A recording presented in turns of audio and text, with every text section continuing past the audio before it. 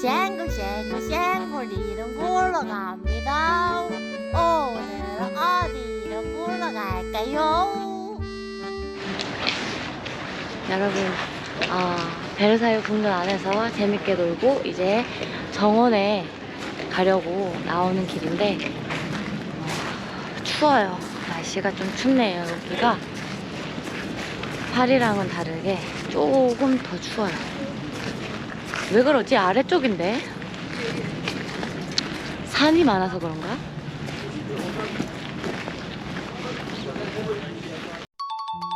베르사유 궁전에서 나오셔서 오른쪽으로 돌아서 쭉 가시면 베르사유 정원 내의 천여 개의 분수들 중 가장 큰 분수, 넵튠 분수를 보실 수 있습니다.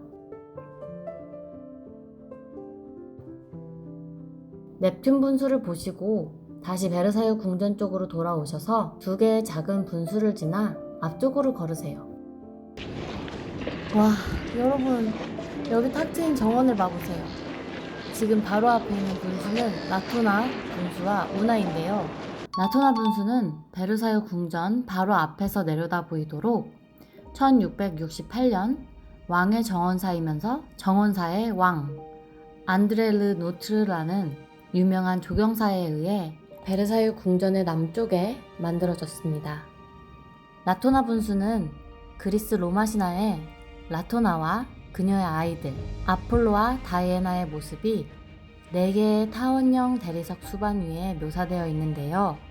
이 분수에는 라토나, 아폴로, 다이애나와 더불어 많은 파충류들이 보여요. 이는 그리스 로마 신화를 바탕으로 제작된 거라네요. 헤라의 눈을 피해서 제우스가 여신 레토와 사랑을 나누었고 레토는 제우스의 쌍둥이 아이들을 갖게 됩니다. 신들의 여왕 헤라의 질투로 인한 명령 때문에 출산하는 날부터 아이들이 크는 시기까지도 레토는 도와주는 이 한 명도 없이 이곳저곳 계속 떠돌아다닙니다. 지칠 대로 지친 레토와 쌍둥이 아이들은 더위와 갈증으로 물을 찾아다니다가 골짜기 샘에 다다랐고 물을 마시려고 하자 그곳에 있던 농부들은 레토와 아이들이 물 한 모금도 못 마시게 막았습니다. 레토는 아이들을 봐서라도 물 한 모금만 마시게 해달라고 애원했지만 농부들은 그들을 조롱하기만 했어요. 그뿐만 아니라 그 농부들은 샘에 들어가 흙탕물로 만들어서 레토와 아이들이 물을 못 마시게 만들었습니다.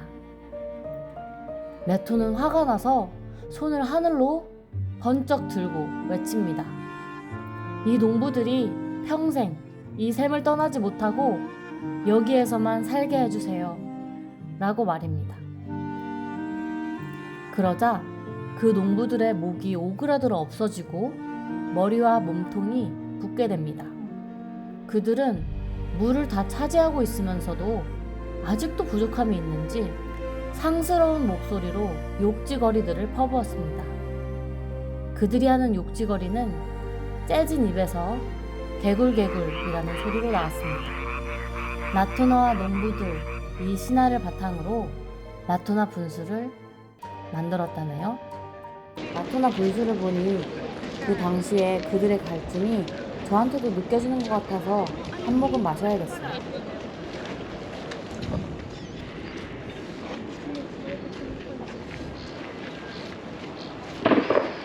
이 근처에 뭐 사격장 같은 게 있나봐요. 계속 총소리가 나네요.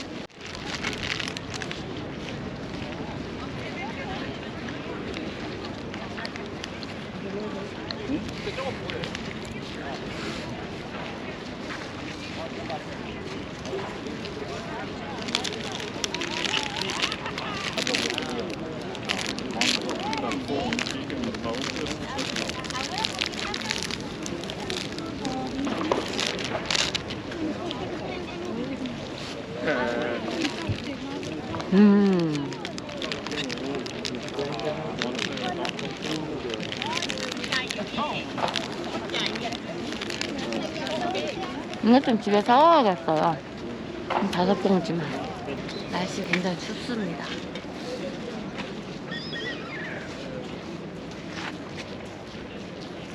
베르사유가 파리보다 추운 이유는 지대가 높아서인데요.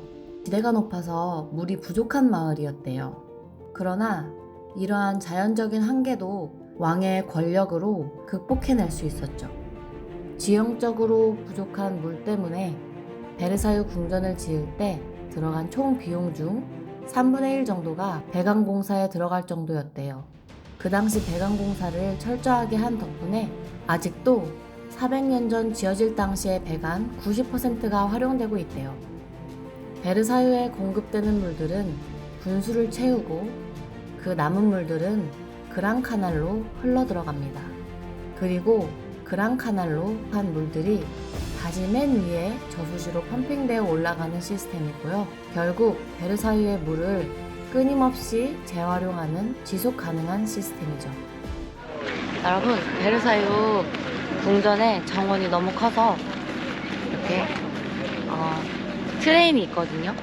티켓을 끊고 여기에서 기다리면은 차가 와요. 약간 꼬리물 기차 같이 그렇게 생긴 건데 이름 뭔지 모르겠어요. 아무튼 그 트레인을 타고 정원을 둘러보려고 합니다. 한 사람당 8.5유로 정도 들고요. 생각보다 가격은 있는데 뭐 여기를 평생에 한 번 올까 말까인데 와서 그래도 정원을 다 둘러봐야 될 것 같아가지고 샀습니다. 갑시다.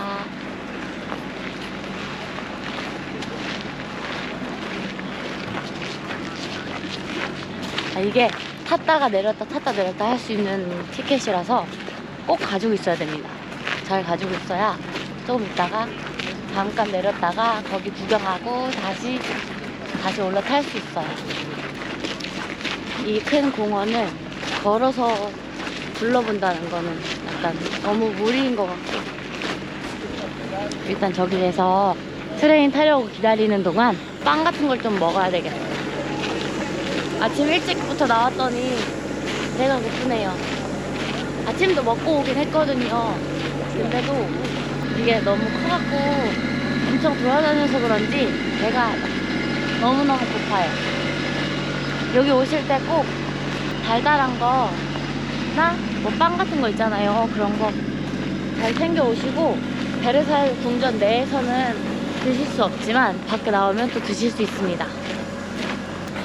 만약에 못 사오신 분들도 안에 라두레 마카롱 팔거든요. 그거 드실 수도 있습니다.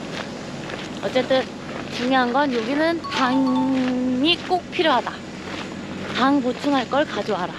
저는 오늘도 레몬 주스를 챙겼거든요.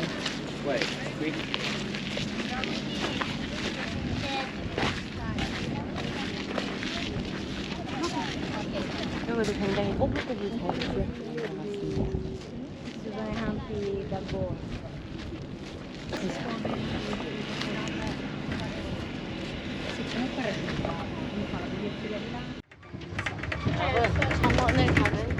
정원을 가는 트레인을 탔는데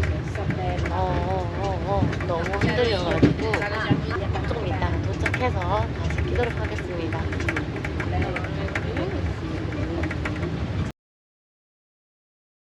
여러분, 트레인에서 내려서 트라이아논 여기를 왔는데요. 그랜드 트리아논은 루이 14세가 베르사유 궁정 생활한 지 25년 되던 해에 답답한 궁정 생활을 피해 소수 축군들과 조용하게 시간을 보내려는 목적으로 만든 작은 궁전입니다. 여기 핑크 대리석 기둥은 하나당 약 6m 높이이고요. 무게는 10톤이라네요. 그랑 트리아논을 지을 당시에 루이 14세가 전쟁 중이었기 때문에 실내 벽이 금장식이 되어 있는 대리석이 아니라 오크나무에 흰색 페인트 칠이 닿였다네요. 재정적인 문제 때문에 흰색 나무로 남아있을지는 몰라도 지금 보니 훨씬 모던한 스타일이고 베르사유 내에서는 느낄 수 없는 안락함이 있는 것 같아요. 여기에 이 책자가 있어서 봤는데 이 문구가 너무 예쁩니다. 이게 루이 16세가 마리 앙뚜아네트 때 했던 얘긴데요. You like flowers? So I have a bouquet for you. Petit Trianon. 이게 너가 꽃을 너무너무 좋아하니까 내가 너를 위해서 패티 트라이넌이라는 부케를 가져왔어. 이런 뜻이래요. 너무 사랑스럽죠? 로맨틱해. 프랑스 남자들 너무 로맨틱해요. 부러워. 여기는 이 분홍 대리석으로 했네. 분홍색으로 이렇게 만들어요.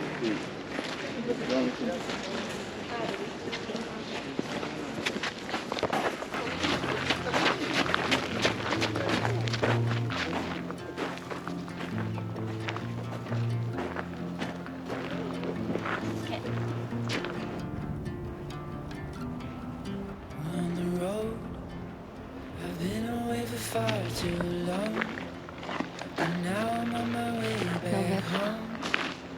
I hear the west winds calling 내가 여기 건이었었지. out my name. You're telling me to head your way down your road and past your gates. Keep your eyes on the horizon. I was looking too long and I'd already found my home.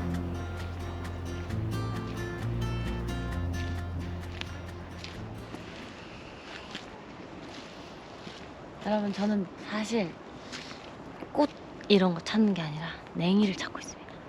여기도 냉이가 있는지. 전 냉이를 진짜 엄청 좋아하거든요. 그래서 냉이를 찾고 있었는데 냉이가 없어요. 냉이같이 생긴 것들은 있는데 냉이가 아닌 것 같고 다른 풀 종류인 것 같습니다. 프랑스에 냉이가 없나요?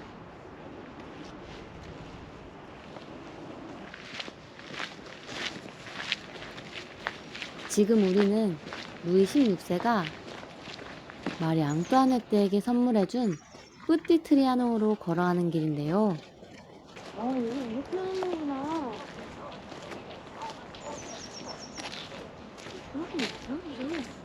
여기에 각 모종을 따로 심어가지고 이렇게 하나 봐.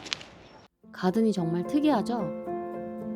화분만 갈아 넣으면 되니 뿌띠 트리아농에서 이 정원을 바라볼 때는 항상 그 계절에 가장 예쁜 꽃들로 장식되어 있었겠네요.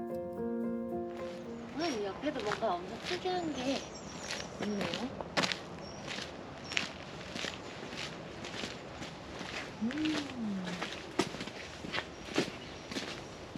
여기 원래 이렇게 장미 넝쿨이나 뭐 이런 거 있었을 것 같아요. 우와, 진짜 이쁘다. 여름에 오면 진짜 예쁠 것 같아요. 그리고 은근히 이 나무들이 키가 높아가지고 여름에 와도 햇빛을 잘 가려줄 것 같고 바람도 선선하게 잘 불 것 같아요.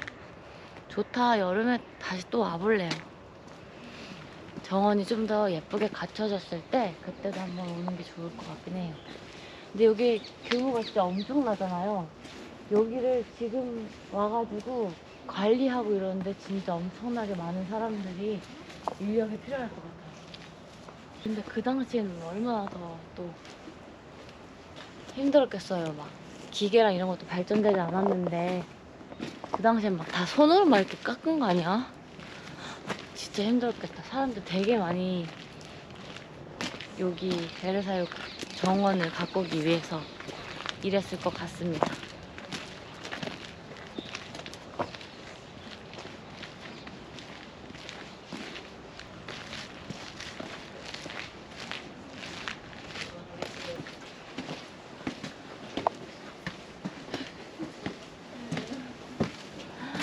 저기 있다. 여러분, 저기 있어요. 저게 그룹 이모는. 지난 영상에서 루이 16세의 왕비 마리 앙뚜아네트에 대해서 간략히 이야기를 했는데요. 이번 영상에서는 그녀의 사생활에 대해 이야기해 볼까 해요. 루이 14세가 베르사유 궁전을 지을 당시 그의 부와 권력을 보여주기 위해서 화려하고 거대하게 지었잖아요. 그의 절대 왕정을 강화하고 유지하기 위해 그가 서민들과 귀족들에게 신으로 인식되도록 노력했고, 그 중에 하나가 그의 일거수일투족을 다 공개한 것이었죠. 그가 매 끼니를 호화스럽게 먹는 것을 보여줬고, 그가 잠자리에 드는 일, 창문으로부터 들어오는 태양빛을 맞으며 잠에서 깨어나는 일. 그가 하는 모든 일들은 다 완벽한 주인공의 연극처럼 느껴지게 한 거죠. 루이 14세는 대중에게 보여주는 것을 직접 선택해서 그렇게 살아온 거였지만 그 뒤에 루이 15세, 16세 때는 달랐어요. 특히 프랑스가 아닌 오스트리아 사람으로서 두 나라의 동맹을 위해 정략 결혼을 하게 된 마리 앙뚜아네트의 입장에서는 이 상황이 더더욱 고통스러웠을 거예요. 마리 앙뚜아네트와 루이 16세가 결혼하고 나서 잠자리에 드는 것마저도 베르사유 궁전에 사는 귀족들이 다 볼 정도였고 아이를 낳는 순간도 예외는 아니었죠. 루이 15세의 죽음으로 59년간의 통치가 끝나고 루이 16세의 통치가 시작됐습니다. 마리 앙뚜아네트는 루이 15세가 죽었으니 답답했던 모든 게 조금은 자유로워질 거라고 믿었죠. 루이 16세가 왕이 되자 왕비 마리 앙뚜아네트가 가장 먼저 왕에게 요구한 것은 그녀 자신만의 궁이 필요하다는 것이었어요. 루이 16세는 베르사유 궁에서 15분 정도 떨어진 트리아농을 선물로 주었고 이곳은 마리 앙뚜아네트의 독립과 자유를 상징하는 곳이 되었어요. 이 때문에 루이 16세도 마리 앙뚜아네트의 초대장 없이는 트리아농에 들어올 수 없었죠. 베르사유 궁전에 있는 4천여 종의 식물들 사이에 뿌티트리아농을 지어야 했어요. 유럽 전역에 귀한 식물들을 모으던 루이 15세의 가든 한가운데에 위치해 있었던 뿌티트리아농은 빼곡히 심어진 식물들에 둘러싸여 있었죠. 베르사유 궁전의 정원은 루이 14세의 권력과 부를 상징했기에 모든 게 계획되어 있고 기하학적으로 만듦으로써 자연을 지배하는 왕의 모습을 보여주고 싶어 했어요. 왕의 절대 왕정을 상징화한 거죠. 베르사유 궁전 내의 엄격한 규율에 실증나던 마리 앙뚜아네트는 건축가에게 루이 15세의 식물들을 다 쓸어버리라는 요구를 했어요. 반듯반듯하게 기하학적으로 잘려진 가든을 없애버리고 자연스럽고 자유롭게 언덕과 연못 그리고 강을 만들었습니다. 여러분 저기로 한번 가볼까요?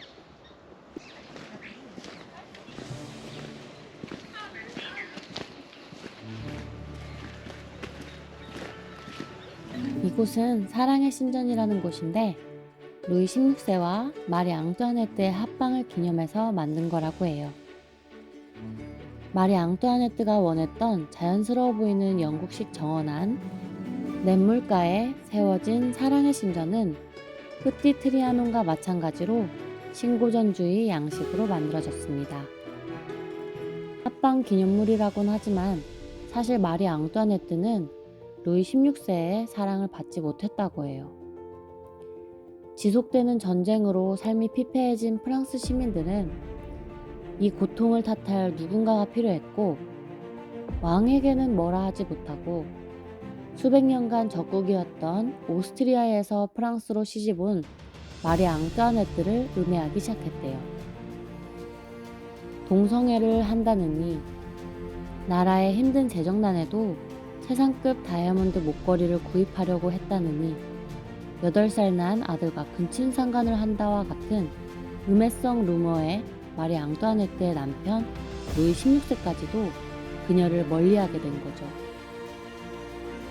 오랜 시간 외로움을 견뎌내야 했던 마리 앙뚜아네트는 왕과 왕비의 합방 기념 구조물 사랑의 신전에서 악센 폰 페르센 백작과 정신적 사랑을 나누었다고 합니다. 여러분 여기가 르 템플 드 라머입니다.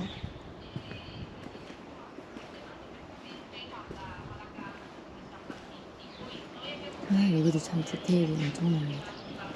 12개의 흰색 기둥이 화려한 원형 지붕을 받치고 있는 구조네요. 그리고 신전 한가운데에 사랑의 신 큐피드가 활로 헤라클레스의 곤봉을 자르는 조각이 세워져 있고요. 원형 지붕의 내부가 섬세한 조각으로 꾸며져 있어서 사실 전 지붕 내부를 보자마자 압도당했어요.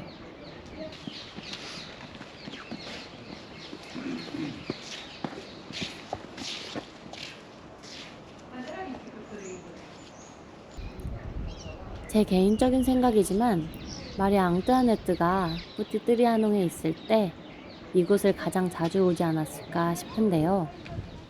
이곳에 걸터 앉아 구불구불 자유로워 보이는 자연들을 보면서 자신을 향한 말도 안 되는 음해들을 조금이나마 잊는 순간이 있었을 것 같아요.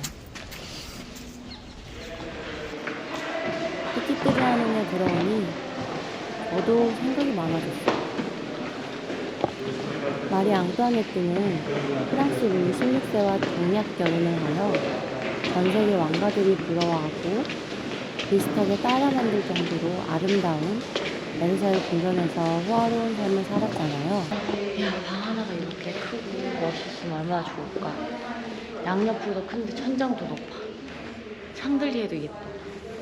의자도 완전 고급. 우리가 보기엔 모든 걸 다 가진 마리 앙뚜아네트지만 정작 그녀는 베르사유 궁전을 벗어나고 싶어 자신만의 공간을 만들었다는 게 놀라워요. 아무리 많이 갖고 주변에 사람도 많고 모두가 부러워하는 삶을 살아도 누구에게나 채워지지 않는 마음의 공허함이 있구나 싶더라고요. 이곳 주변에는 마리 앙뚜아네트의 체험학습 마을처럼 만들어진 왕비의 촌락이 있습니다. 이 촌락에서 마리 앙뚜아네트는 농사짓기, 가축 키우기, 우유 짜기 등 그 당시 귀족들에게 유행하던 시골 체험들을 했었죠. 이 마을에 있는 집들도 마리 앙뚜아네트의 명령으로 그 당시 새로 지은 집들이었지만 진짜 프랑스 시골 마을처럼 바라고 뒤틀리고 부서지고 썩은 것 같은 집으로 보이게 하기 위해서 일부러 그렇게 칠했다고 합니다. 결국 이 촌락도 입에 빵칠도 못하고 하루하루 힘겹게 살아가던 시민들의 분노를 키웠어요.